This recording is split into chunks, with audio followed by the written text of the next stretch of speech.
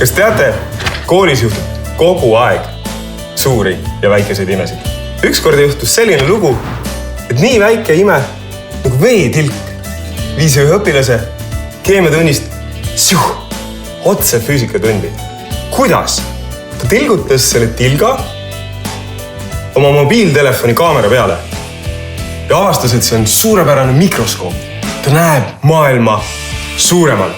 Mikrofüüsikatund meie keemiatunni sees. Minu jaoks teeb õpetajatöö huvitavaks see, et see pidev igapäevane eneseproovide panek, mugavustsoonist välja tulek, enese arendamine, väljakutse.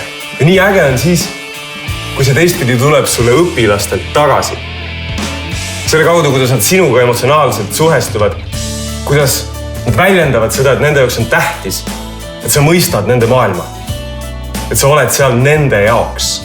See õpilaste emotsionaalne suhestumine sinuga, see puudutab sind ennast ka. Annab sulle endale häid emotsioone ja energiat. Nii et sa tahad iga päev seda tööd teha. Mõtle sellele. Tule ka õpetajaks. Õpetajad loovad homse Eesti. Vaata õpetaja.eu